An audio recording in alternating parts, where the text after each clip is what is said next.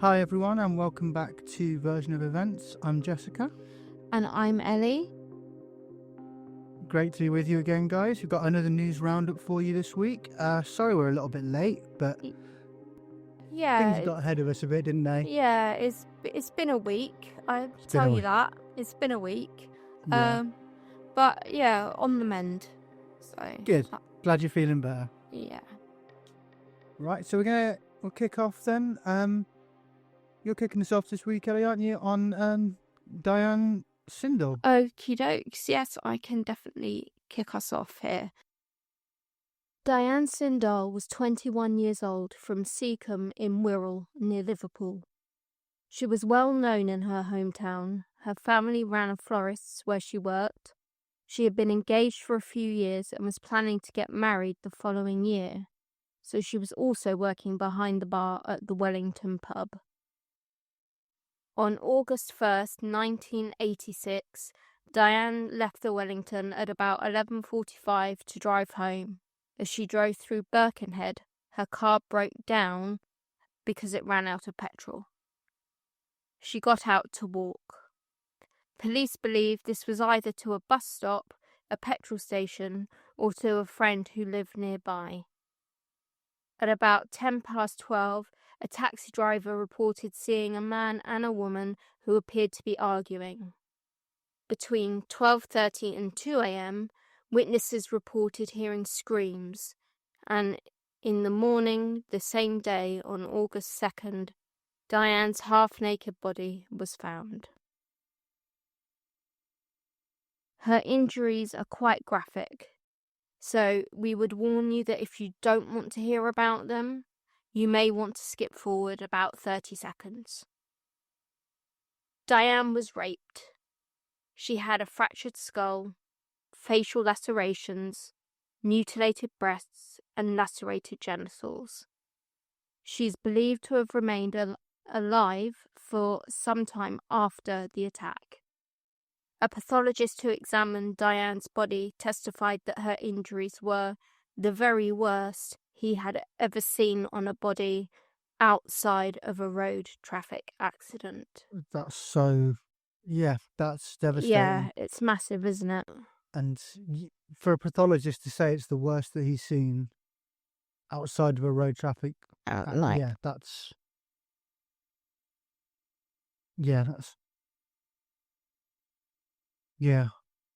poor Diane. It really paints the picture, doesn't it? The next day, some of Diane's clothes were found burning in a small fire, and a passing couple recognised a man they saw running away from the fire. They identified him as a man they knew as Pete. So, a local petty criminal, Peter Sullivan, was arrested, despite the couple not picking him out of a lineup. He confessed to killing Diane before retracting and then repeating his confession. He was not initially offered any legal representation, and as Peter has learning disabilities, today he would have had to have been accompanied by both a lawyer and an appropriate adult, someone present to make sure that they're okay and they understand what is happening. Sullivan was given legal representation and again retracted and repeated his confession. He also repeated his confession to a prisoner while on remand waiting trial. He has since described himself in parole hearings as a fantasist and a born liar. I guess for me, the born liar bit, it makes it so difficult to know whether he's lying about the confession or whether he's lying about the confession. Yeah, and this is a common problem with recantations, whether that's of witness testimony or confessions, because it just means that the person was either lying when they said it or they're lying, like you said, they're lying when they said it or they're lying now. And it certainly didn't help Peter in his parole hearings because he didn't get parole. I do tend to think that this might be an explanation for why he confessed repeatedly. Yeah, absolutely. I mean, the primary evidence against him at trial was his confessions, alongside some bite mark evidence. One expert testified that he was certain that bites on Diane's body came from Sullivan, and another initially prepared a report saying that the bite marks weren't a match to Sullivan, then changed his mind after seeing the other expert's report and said that they were. Sullivan was convicted and remained in prison until this week. Yeah, I mean, bite mark evidence now is pretty fishy.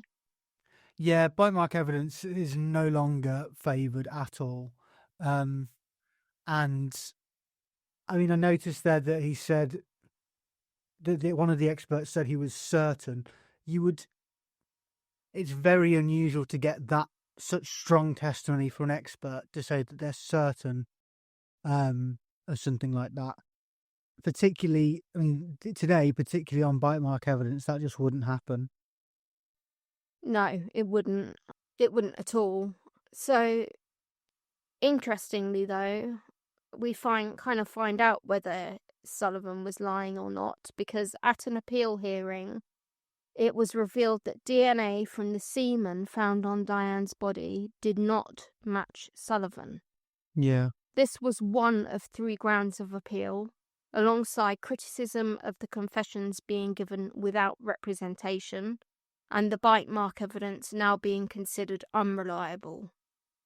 The prosecution's case was always that this semen belonged to her killer, and her fiancé has been excluded as the source.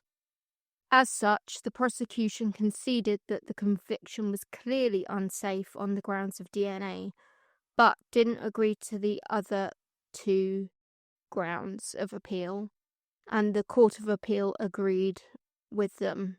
So, after 38 years in prison, Peter Sullivan is the longest serving living person to be exonerated in the UK. Police say that they have screened and cleared over 260 men during their reinvestigation of Diane's murder, and inquiries continue. It's really it's horrible what has happened to Mr. Sullivan, of course, but Diane lost her life. Diane was murdered. Diane was raped and murdered in a horrible way. And I'm glad that we've kind of concentrated on talking about her, because ultimately she was the victim, and Peter Sullivan is still alive. Yes, exactly. That's exactly my thought. He's still alive. And in terms of the DNA,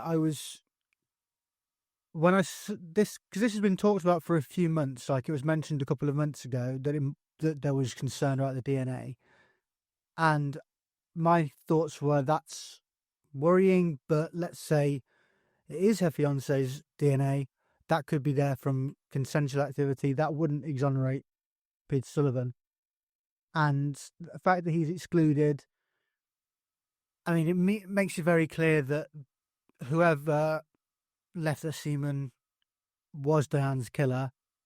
And it also means that Diane's fiance, won't have people looking at him and saying, could he have done it? And he's suffered enough in terms of losing his fiance. But also, in the whole of Diane's family have suffered, going through 38 years, believing that the police got the right man, because that man confessed repeatedly, and now they've learned that it's not, and that must be really hard. It's devastating. I can't imagine how hard that must be. Yeah, having an idea in your head that you got justice, and now all of a sudden he's walking free. Yeah. It must be really hard. Yeah. It's just, regardless of the fact that he didn't kill Diane, repeating his confession like he did, he did deserve some time behind bars for messing, for perverting the course of justice, I think. messing people around so much, but not 38 With that years. said, depending on how significant his learning difficulties are, there's, I don't know. I think had this happened today, as you said, he would have had a lawyer, he would have had an appropriate adult, and I think it is very unlikely that he would have continually repeated his confessions. But we don't know. It's devastating for everyone involved, but hopefully the police will be able to find who actually killed Diane now. Yeah. Diane's murder led to the first Reclaim the Night march in Merseyside after the marches began in Yorkshire during the years of the Yorkshire Ripper, Peter Sutcliffe. Women were advised to stay at home, but instead feminist groups organised a women-only march against rape. The first rape crisis centre on Merseyside was also set up. So Diane's murder, as tragic as it is, isn't in vain, in my opinion, because she's triggered the Reclaim the Night marches and a rape crisis centre is open. Yeah, there's some positives came out of it, but still just... I mean, we've spoken to some people since the ruling last week who said that they knew Diane from her flower shop, or they'd seen her around, and one woman said that she remembers going on the march and she started volunteering in the rape crisis centre. So I think Diane's murder was kind of a feminist awakening for a lot of women in the area. It's just, it shouldn't take women dying for change to happen. No, it shouldn't. There is actually a headstone on Borough Road where Diane was murdered.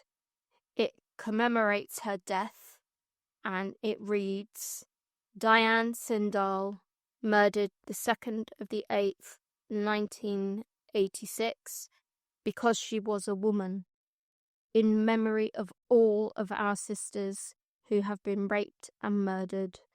We will never let it be forgotten. That's so powerful. Yeah, it really is.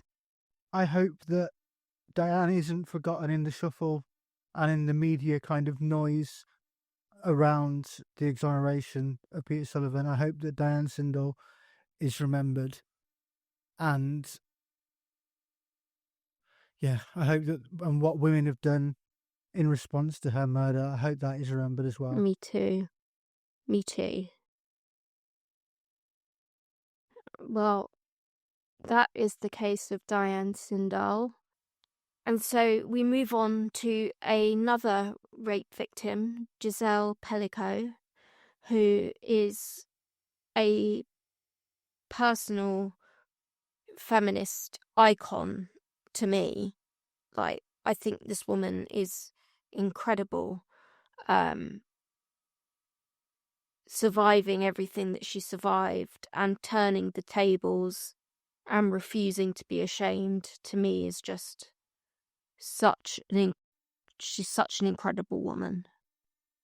Yeah, Gisele is one of both of our heroes. And this is rough to talk about, but Gisele was raped at least 92 times by 70 men, at least 70 men, after her husband of 50 years, Dominique, began drugging and raping her and inviting other men to do the same. And he recorded it all over a period of almost a decade. It's so evil. It's just so evil. What possesses someone to think like that is beyond me. Yeah. The trial of Dominique and 50 other men, because not all of the men were caught, became extremely high profile when Gisele waived her right to anonymity, saying she was not ashamed. Quote, "It's not for us to have shame, it's for them." And at one point during the trial, her lawyers actually argued for the court to remain open to the public when videos of her being raped were shown during the trial. And she was described by the New York Times in the same way as Ellie did, as a feminist icon. And that status... Sorry, go on. I think it's incredible that she was like, no, let them see what he did. Yeah. This is not on me, this is on him. And Yeah. she had that clear stance the whole way through, and I think that's amazing. She's just incredibly strong. And that status as a feminist icon was also confirmed by her fiery responses to the questions she was asked by defense lawyers for the men accused and later convicted of raping her. At one point, they showed pictures of her that were taken consensually by her husband, and one lawyer asked her, which caused an uproar in the courtroom, "Did you have a secret inclination for exhibitionism?" I mean, wow. And another lawyer said, "These photos are very explicit. Not all women would accept this type of photo, even with a loving husband." And yeah, Gisele's reply was, "I find this insulting, and I understand why rape victims don't press charges." Good And for she's Gisele. absolutely right. She's absolutely right. This kind of brutal cross-examination of rape victims, of someone who, in this case, everyone accepts is a rape victim. Dominique did not deny the charges of rape. Some of the men did claim that they didn't know that Gisele wasn't consenting. That was found to be a lie. But that brutal cross-examination is something that rape victims go through in court. And like she said, we can understand why people don't press charges, don't make complaints if they're going to be slut-shamed in court by someone trying to defend a rapist. Absolutely. You know, just because somebody did something consensually once doesn't suddenly mean that they consent to it when it happens to them without their knowledge. Yeah. 50 men were convicted of raping Gisele, and another man was convicted of drugging and raping his own wife, influenced by Dominique Pelicot. Pelicot was sentenced to 20 years in prison, which, by the way, 20 years for almost a decade of doing this, not okay. Yeah, no, it's not enough. But I believe it is the maximum sentence that he could receive under French law at the time. Well, hopefully he will never get out. Well, yeah, We'll see. I doubt it. What with the next bit of information you're going to read to us? His daughter, Caroline Darian, has also made a complaint to police against him for drugging and sexually assaulting her. I mean, the evil of this man is on another level. Like, and in terms of of his daughter, Caroline, everyone accepts, and he's been convicted of having pictures of her in a state of undress or wearing lingerie she didn't recognise. The only part, he denies drugging and sexually assaulting her, but the man is a liar. He eventually confessed to what he did to Gisele because the evidence was overwhelming. But this man lies and lies and lies. So did he sexually assault his daughter? Yes, absolutely he did. And whether or not that's proven in court, I will absolutely believe Caroline. She has no reason to lie. I agree totally. I will believe her no matter what happens in court. Yeah. And the reason we're talking about Gisele now is because she's back in the news for suing Paris Match magazine for publishing pictures of her walking in the street with a man in her hometown. And they've called him her companion. I mean, like, has this woman not been violated enough? This is No, quite.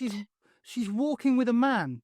You know, that is not a crime, and it's not in the public interest. That's sort of the defense that the media will always use. No, and it's nobody's business Exactly. but hers. You know? It's her business. So Giselle's lawyer, Antoine Camus, said, "Every time the intimacy of our client's personal life is violated, we will react and seek a court decision." And he said it was shocking and disappointing that Paris Match would secretly take these pictures of Gisele, whose ordeal was the subject of 3,000 pictures and videos. Quite. And he accused the magazine of having learned nothing from the 4-month trial. Good for him. He's right. He's absolutely right. Yeah, totally. And I hope that she's successful in suing them and gets paid, because it's not just about, clearly it's not just about the money, it's about the principle of it. But after what she's been through, Gisele deserves to get paid. Yeah, she does. She definitely does. Yeah. And on the same topic, a new podcast has just been released on BBC Sounds called Chemical Control, Drugged and Raped by My Husband, about a UK woman who's being called Kate. Her husband had been drugging and raping her with sleeping pills, and the difference between him and Gisele Pelicot is that he didn't, as far as we know, invite other men to do the same thing. And unlike Dominique Pelicot, he didn't have to get caught. He confessed to Kate. She tried to stay with him because he said if she went to the police, his life would be over. Which, that's straightforward manipulation, obviously. Yeah, it's coercive control. Yeah. Because obviously something bad happens to you, traumatic happens to you in your life at the hands of a partner. You still love them. And so it becomes very confusing for you as to know what the right thing to do is. And sometimes you might even know what the right thing to do is, but because you love them, it's sort of too difficult a step to take.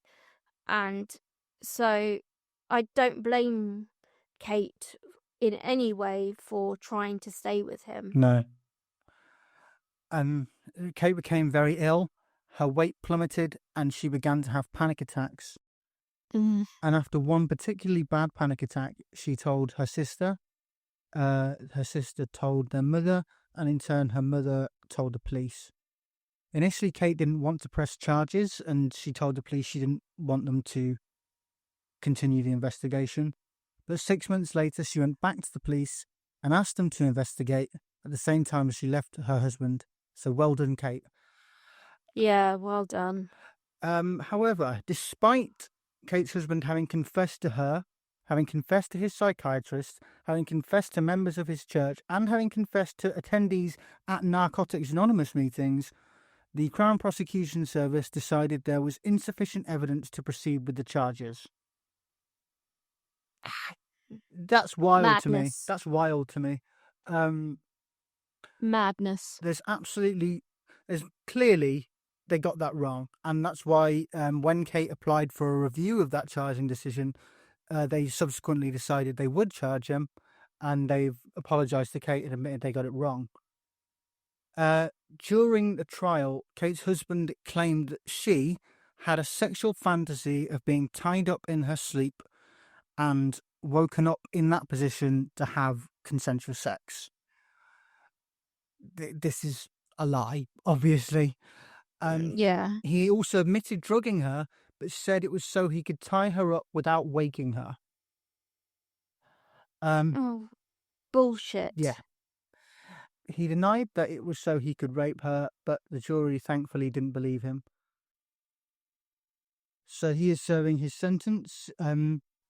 Because of the way this has been covered to protect Kate's anonymity, we don't know the details of that sentence, but hopefully it is very substantial, and hopefully Kate is getting her life back on track, away from him. Yeah, I hope so. Yeah, fingers crossed for Kate. I think she's, I'm going to say brave, but Yeah. I'm guessing that she didn't feel very brave. Because I know from my own experience of being called brave a lot, you just think to yourself, Yeah. but I'm not. I'm just doing what I had to do, what I felt there was no option but to do. And I'm guessing that she may have felt a slightly similar way. But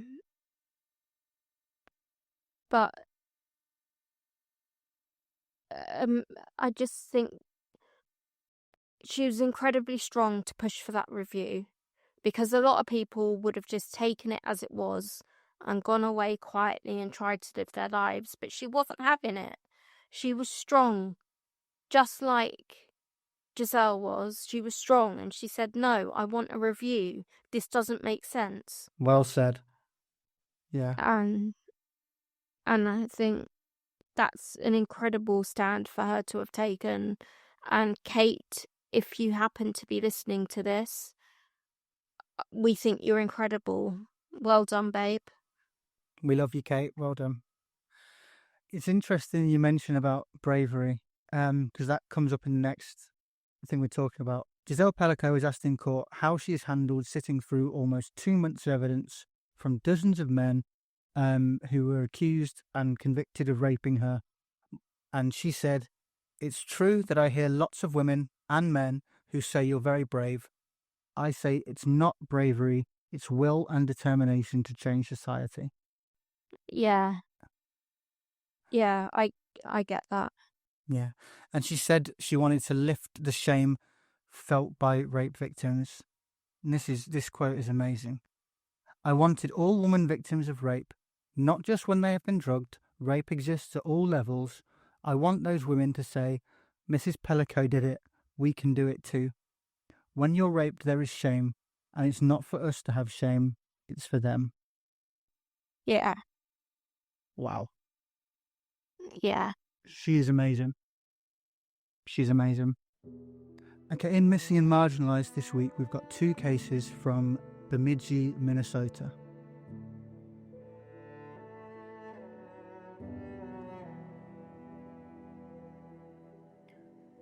So firstly, we have Jeremy Jourdain. He was last seen in Bemidji, Minnesota on the night of October 31st, 2017. He was age 17 when he went missing, so now he's 26. His height is 6'4" to 6'5", and weight is 165 to 185 pounds. He was last seen wearing a blue and grey hooded sweatshirt, blue jeans, and black and white elephant print Nike Air Jordan shoes. Jeremy left a Halloween party in a relative's home on Wood Avenue, southeast in the Nymore area of southeast Bemidji, Minnesota. He hasn't been seen since. He is a member of the Leech Lake Band of the Ojibwe people.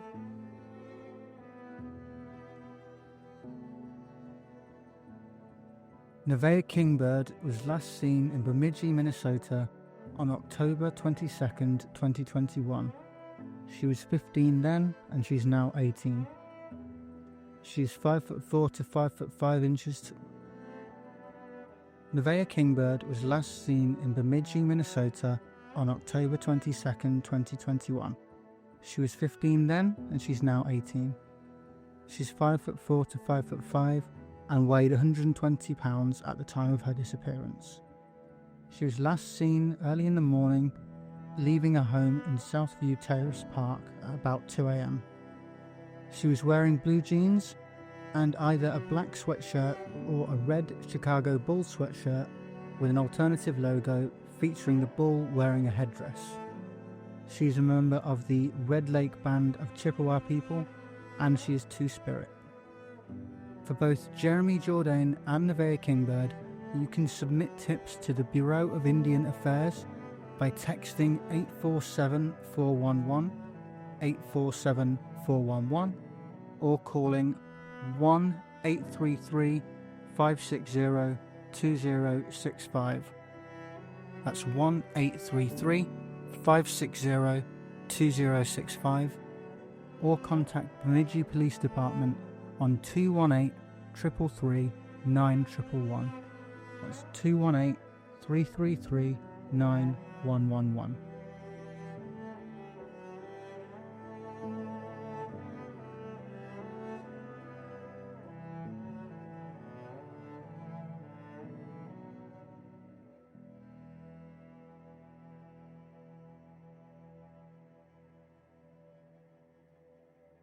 Okay, so the next case we've got here, Ellie, did you want to talk to us about the recent trial involving the death of Tyre Nichols?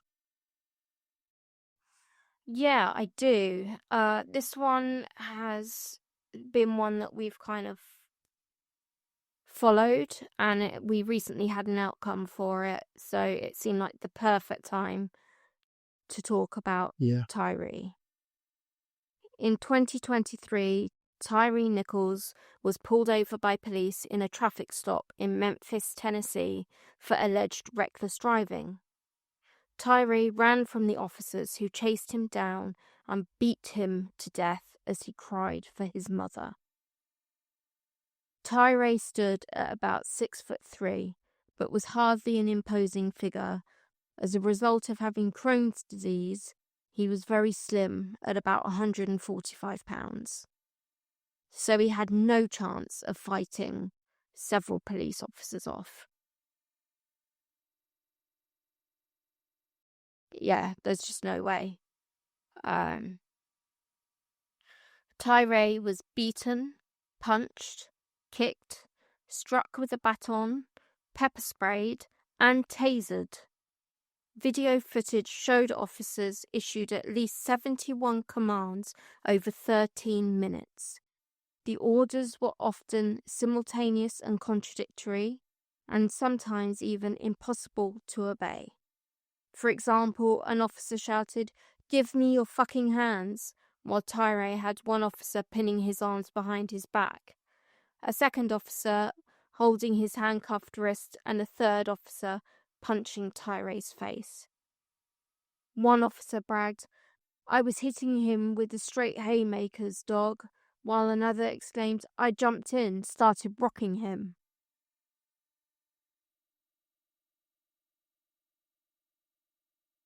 The video of this is horrifying. If you're going to watch it, just be prepared. It's difficult to watch. But when we say they beat Tyre to death, that is what happened. He died 3 days later because of what was done to him. Yeah, it's not something you can unsee, put it that way. So we won't say not to Google it, because I find that to be a challenge in my autistic self. But if you are, be prepared, you cannot unsee that. So the reason given for pulling Tyre over was an allegation of reckless driving. However, after reviewing the body cam and dashcam footage, the chief of police in Memphis stated there was no proof of probable cause to arrest Tyre. I just want to let that sink in. No probable cause. So, 5 officers were then charged with various federal and state crimes. 2 of them, Emmett Martin III and Desmond Mills, pleaded guilty to all charges. But Tadarius Bean, Demetrius Haley, and Justin Smith Jr. pleaded not guilty. Last year, the 3 of them were convicted in federal court of charges of witness tampering, with Haley also convicted of deprivation of civil rights and deliberate indifference resulting in serious bodily injury. Haley faces a potential life sentence, with Bean and Smith both facing up to 20 years in prison. However, in their recent state trial, the officers were acquitted of all charges, including second-degree murder, aggravated assault, aggravated kidnapping, official misconduct, and official oppression. Absolutely wild. I can't get my head around how they were acquitted when there's literally video of it. We know what they did. No. The defense had the cheek to blame the violence on Tyre himself, accusing him of resisting arrest, and also on Desmond Mills, who pleaded guilty and testified against them. They also referred to Tyre allegedly having stolen bank cards in his car, which they used to explain why he ran. Use of force officers also testified for the defense and said essentially that the officers in question didn't do anything wrong. Yeah. I mean, that's wild. This whole verdict is wild to me. It's crazy. And it's I'm struggling for the words. Me too. Especially find it not exactly surprising that experts for the defense in use of force would say that they did nothing wrong. Like, that's just a given, isn't it? What's the point in your expert if they don't say that you did nothing wrong? That's what they're there for. Like, as for the idea that Tyre allegedly had stolen bank cards in his car, that's only relevant to explain why he may have run from police. And there was a case recently in the UK, the trial of Martin Blake for the murder of Chris Cabba, and Martin Blake was acquitted. I don't want to get into too much about that kind of verdict and whether it was right or wrong, but Chris Cabba was it was revealed after his death that he was a gang member, a very violent individual. But because the officers didn't know he was a gang member, none of that came in at trial, because Martin Blake made the decision to shoot Chris without that knowledge. These officers made the decision to chase Tyre down and beat him without any knowledge of these alleged stolen bank cards. So I think I understand why he was allowed in, because it may explain why he ran, but it's very prejudicial against the victim. And it cannot be used to explain why he was beaten to death when they didn't even know they were present before they started beating him. So this verdict, I mean, at least all of the officers still face a substantial prison term, but this verdict is inexplicable to me. And it's a wild one for sure. So that's why we wanted to talk about Tyre.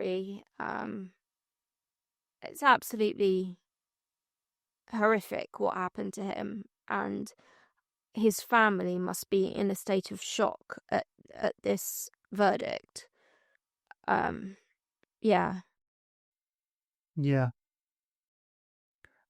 think everyone who saw it was stunned, and his family must just be devastated.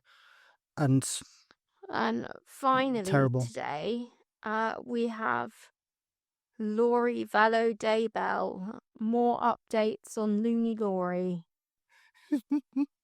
This obviously what Lori did is not funny, and we're not laughing at that. But some of the things Lori does in court are quite funny, and hopefully we'll be able to finish on a slightly lighter note with that. But first, we're going to get into the reply to her motion for a new trial.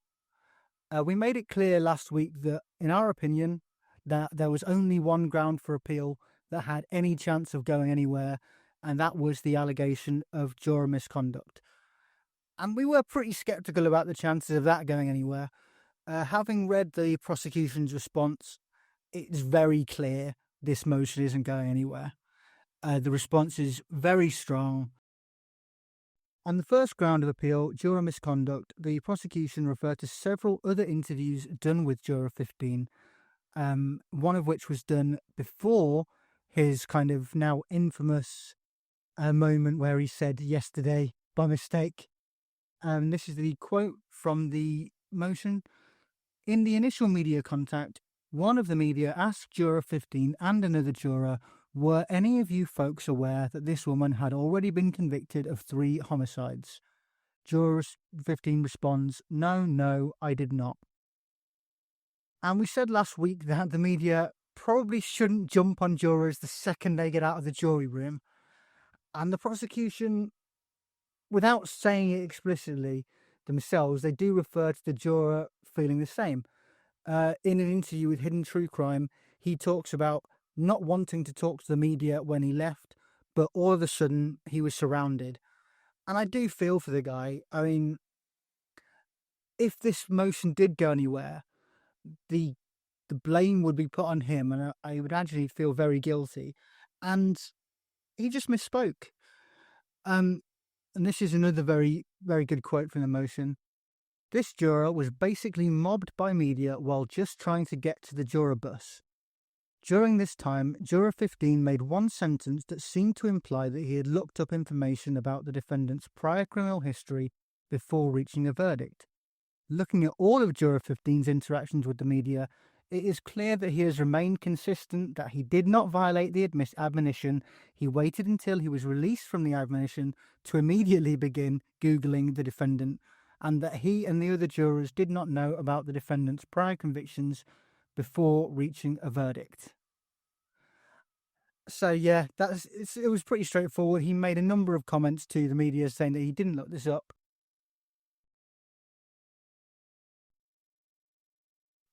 He says it in the same interview that he slips up in, that he did not know. Yeah. So he kind of contradicted himself by accident. Yeah. In that interview. I love the fact that as soon as he's at the release from the admonition, he's Googling the defendant, because that is exactly what I would do. Yeah, me too. Like, right, she's guilty. Okay, who is this? Who is this? What's she done? You might expect to see. I mean, most cases any of us are going to serve jury duty on is going to be something boring, and you might say, oh, they've got a Facebook profile. That's not a great profile picture. You Google Lori Vallow and you find out what she's done. I mean, that is pretty unique. Yeah, it is. So on the second issue of appeal, which were the statements of Alex Cox and Tyre Ryan being the daughter Lori murdered, being deemed inadmissible. I mean, as we kind of said last week, the statements were hearsay very clearly, and Lori didn't make an argument for why they weren't hearsay. The prosecution pointed that out, and the judge will feel the same. I don't really have anything else to say on that because it's so straightforward. It's such a basic legal issue. Yeah, absolutely. She doesn't understand the hearsay rule. Yeah, she doesn't understand a lot, but the hearsay rule is one. Every single time she just doesn't get it. Yeah. What I've got written here, and I know this made Ellie laugh when we were writing it, the discovery violation alleged was not a discovery violation.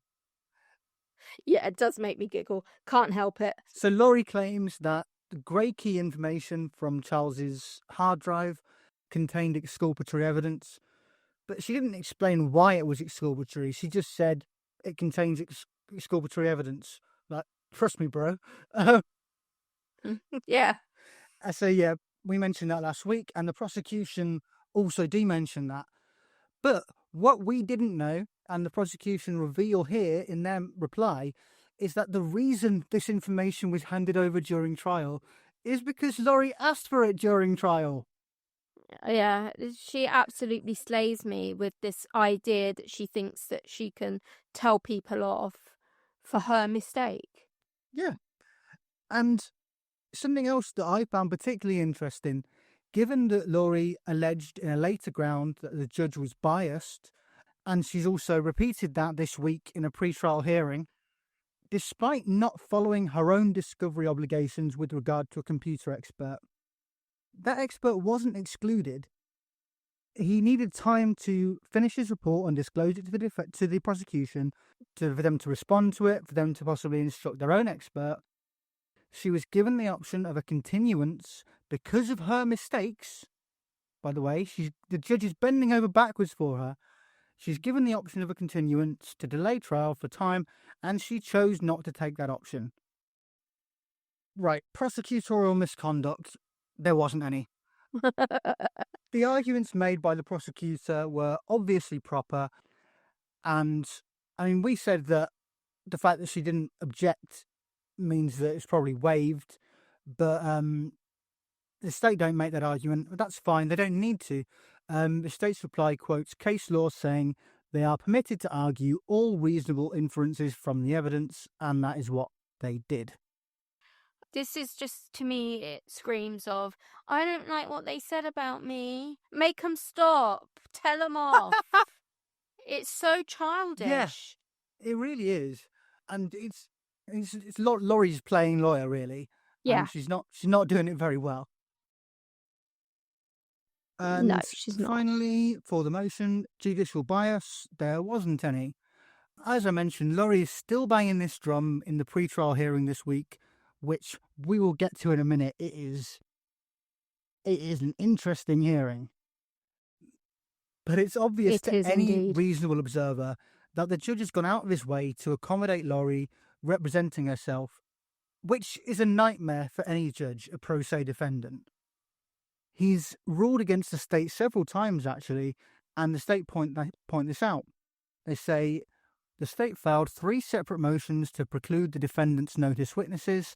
After each motion filed by the state, the court heard argument as to the late notice, lack of the witnesses being made available to the state, and their relevance to the trial. The court did not preclude most of the witnesses, even after multiple requests by the state. So yeah, again, no bias. The fact is, judges don't want to be overturned on appeal. And when the case is very strong, like it is against Laurie, they are likely to favour the defendant in some of their rulings, just to make sure they don't get overturned on appeal. And I think that's what the judge has done. Yeah, I absolutely agree with you. He's not wanting to get overturned on appeal. He's going to be very careful. He's going to use an abundance of caution in his rulings, which is a quote from the judge himself. And I totally think that's what he's done. He's been more than fair to Laurie in this whole instance, where she doesn't deserve it, in my opinion. She really doesn't. The primary argument that Laurie made on the issue of bias was that he made a comment after he overruled the state's objection to something. And let's just emphasize that the judge ruled in her favour, but he didn't like something she said. It's like you said a minute ago. I don't like what they said about me. And so what the judge said was, I'll allow it about the question. I'll allow it to the extent you're comparing yourself to these biblical figures, which is what Laurie was doing at the time. She was comparing herself to figures in the Bible, in the Book of Mormon, who were translated beings. And he just observed that. And the state point out, a trial judge is presumed to be free of bias and has to be shown to be otherwise by a preponderance of the evidence, which means on the balance of probabilities. I mean, that's a really difficult argument to make, especially when you're making it to the judge himself. One brief comment by the judge during a 2-week trial doesn't get anywhere close to proving judicial bias. No, it doesn't. Not at all. It's like a dot in the sand. It's not even worth talking about. Yeah, here we are talking about it. It was important to go through that motion, even though it's not. It's all very silly from Laurie, but her motion got a lot of media attention, and the prosecution's reply didn't really. And I think it's important to say, actually, we've looked at the motion ourselves. We said what we thought of it. The prosecution have come back with a very strong response. And so to make, I think, a fairly safe prediction, this motion is going to be denied. So, yes. Yeah, that's that dealt with, really, the motion. But what about the hearing this week? Some of this has to be heard to be believed. And trust and believe Oh, we yes. will allow you to hear. So, firstly, Lori objects to the jury questionnaires going out with so much personal information on them, by which she means her name. That's all, just the name Lori Daybell. She objects on the notion that no other case does this, and you have to hear the judge's response. Your Honor, in light of the juror misconduct or the alleged juror misconduct, I have to object to us having so much information go out about my personal information in that jury questionnaire. Do you not think that was a problem? What personal information? The state versus Lori Daybell. What's the name of the case? Yeah, but you don't put that on anyone else's questionnaire or one other person that's ever had that questionnaire ever put out with their name on it. They just don't do it. Do it in every trial I've done. Well, isn't that just brilliant? Yeah. Every case I've ever dealt with. That says it all. This is just clownery. Like, it really is just so silly. And what does she expect? What does she expect the judge to do? You can't. Yeah. And it shows again that she doesn't know what she's talking about. I mean, we've played the bit that made us giggle, but to be serious about it for a moment, he gives very strong arguments as to why it is important that her name is on there, for filtering out people that recognize the name, that know about her, because otherwise it stands a chance of tainting the whole jury pool and making life difficult. One of the things he says was, if we don't put your name on it and someone comes along, they're asked, have you heard of the defendant? They might stand up and say, yeah, she killed her kids. And in that case, the whole jury pool is gone. Yeah. So, he does give solid reasoning the whole way through, just so that you're aware of that, even though we have picked out the bits that made us giggle, because his responses are so dry and well spoken. And she ends up with nothing to say. Yeah. Literal silence, isn't there, at one point? She went on to insist that two of the witnesses on her witness list, Melanie Gibb and Gisele Pelicot, are relevant witnesses without giving one reason why they have relevant information. And as a result, her motion is denied by the judge, who has to explain this. It will come apart if they have to get up and testify, Your Honor. I will only call them if I need their... Be precluded if you can't give me some minimal what relevant information they have. Just saying that they're relevant doesn't make them relevant. Okay? No, she doesn't. She doesn't get it. She just doesn't doesn't get all. It's such a long argument of him basically saying, unless you can tell me why they are relevant, they are not relevant. And that's just it. Yeah. And she makes a big thing like, oh, you want me to disclose to the state what my trial strategy is? Well, yeah. On this, when it comes down to the relevance of a witness, why they're coming in, yeah. You have to be able to explain it. And I mean, some of the people she was trying to get in at the last trial, she tried to call Brandon Boudreaux, who is the victim in this trial, because he is one of the few people who survived Lori trying to kill him. And she tried to call him. You need a really good reason to call one of your victims, one of your alleged victims, at a different trial. And she didn't have one. Again, though, the judge bent over backwards on that.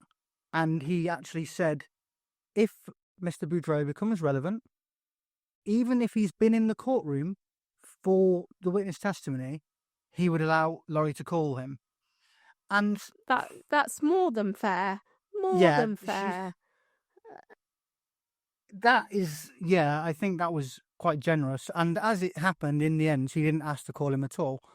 But she doesn't get how it works with witnesses, that you can't just call someone because they've heard something. Mm-hmm. That's hearsay.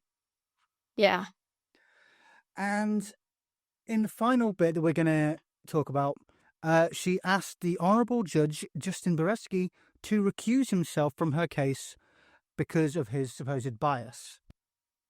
I think we've made it pretty clear what we think about. He's lack of bias. He's bent over backwards for her over and over again. Lori claims he has never granted a motion for her, despite having granted a motion for her earlier the same day. It's just crazy. So she repeatedly says that he has a bias against her. He explains he doesn't, and the reason for not granting more of her motions is because so few of them were based in the law. But quite wonderfully, the whole exchange between Lori and the judge goes a little bit like this. Your Honor, Yes. I have to ask that you would recuse yourself from the obvious personal bias that you have against me and send us to master calendar for this scheduling of a trial. And what personal bias is that? A lot. Obviously, the personal bias that you're showing right now and that you've shown on the FTR several times during the trial. Okay, well, I don't have any personal bias. All right. I've over accommodated you on when you have to disclose things. In fact, your expert should be summarily precluded today, and I haven't done that. All right. So You denied every single one of my motions since for a year and a half that I've been here. Every single one of my motions has been denied. And have any of those motions not have merit? You've denied every single motion. I think I was here this morning about 15 minutes ago when I granted your motion to meet with your attorneys over the lunch hour. I have granted other motions of yours. Okay. That's the first motion that you've ever granted. Well, in my behalf. file motions that have a legal basis, and I might grant them. So you're saying none of my motions have had merit? Not many, no. And none of the motions that my first team, you denied every one of my first team's motions. You denied every one of my second team's motions. And now you denied every one of my motions until today. I haven't denied every one of your motions. Every single one of their motions was denied. Every single one of the second team's motions were denied, and all mine. So you didn't come into this with any bias against me in the first place? Again, file a motion that has legal merit. Okay. And none of my attorneys ever filed a motion with any legal They filed a motion on your behalf, the first team, to preclude media coverage, and I issued my ruling according to the law. All right. They filed a motion to have you dressed out, not in jail clothes during hearings like this. Okay. That was not based in law. I denied that motion. So I've ruled on the motions as required by law. without any kind of conclusion of law in them, just denied. Does that not show a bias and a prejudice against one single person? All right. Are you done? Are you not going to recuse yourself? No, I'm denying your motion. Anything else? And that's just a brilliant way to finish it off. The judge denies her motion because, again, there's no basis for it. And something that Sophie said to me, our friend and listener Sophie said to me a couple of days ago, defense attorneys get used to the fact that nearly all of their motions get denied. Yeah. It's part of the job. You're trying to exclude evidence from court, and in general, courts want evidence in. So your motions are going to be denied. That's going to happen. But in Lori's case, more of them are being denied because they're full of crap. Essentially, that's what she's just asking for. She's asking for things that she should know and that a real lawyer would know were not going to be allowed. They might try it anyway sometimes, although you don't want to try it too often and annoy the judge. But it goes with the job. Yeah. I think, to be fair, though, Lori has given up caring about whether she annoys the judge or not. No, I think that too. But I do think that he, again, explains it brilliantly. He states very clearly there is no bias. And honestly, to look at him, he clearly couldn't give less of a shit about Lori Daybell. He's Like, just. I think he's done just- with her. He's just being overly cautious to make sure he's not overturned on appeal. Which means that he's being more fair to Lori than perhaps he would be to a defense attorney if she had one. Yeah, I think that's definitely true.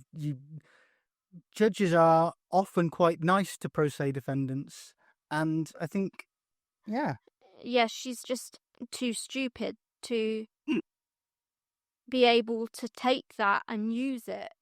Perhaps stupid is the wrong word. I think it's a fair word. Lori doesn't. She's she's not good at this. And No. and that's why. I mean, if I don't give legal advice, being not a lawyer, but if I did, my legal advice would be A, stop talking, and B, don't represent yourself in court. Yeah, absolutely. That I would say the same thing. In fact, my 3 general bits of advice are basically ask for a lawyer. That's the only thing you say to the police is, I want a lawyer. Don't represent yourself. And oddly, never go in the sea if you can't swim. That's a good piece of advice, though. It is, general life advice. It's great. But those are my 3 general bits of advice that I give to people on a semi-regular basis. You can have those for free, listeners. Yeah.